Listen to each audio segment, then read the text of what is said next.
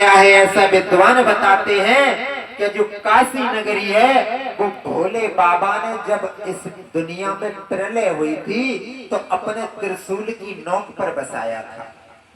इसलिए काशी में किसी का राज्य नहीं है, काशी में किसी का राज्य नहीं है।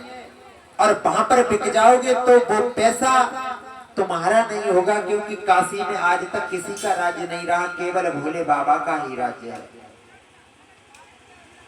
मेरे भागवत प्रेमियों, महाराज हरिश्चंद्र समझ गए। अब मेरे भागवत प्रेमियों, आपको इस प्रश्न का भी जवाब मिल गया कि महाराज हरिश्चंद्र काशी में ही क्यों बिके। काशी में इसलिए बिके क्योंकि काशी नगरी जी जो थी महाराज हरिश्चंद्र के राज्य में नहीं थी, वो भोले बाबा की नगरी है, इसलिए काशी में बिकने गई, नहीं तो कहीं और भी बिक जाती। हाँ, त्रिशूल की नोक पे बसाया था स्वयं भोले बाबा ने जब इस संसार में प्रलय हो गई तब।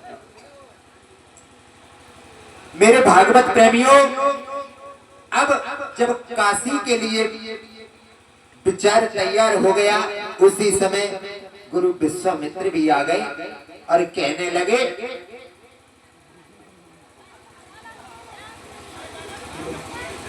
कि हे राजन, तुम्हारी सलाह हो पाई अभी कि नहीं हो पाई है?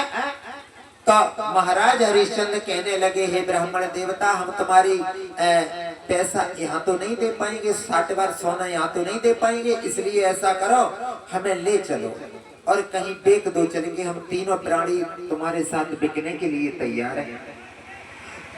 तो यही बात गुरु विश्वामित्र ने कह डाली कि हे राजन, जहाँ से सूरज निकलता है, जहाँ पर अस्त होता है, वहां तक तेरा शासन है, तुझे कौन खरीदेगा, तू राजा है।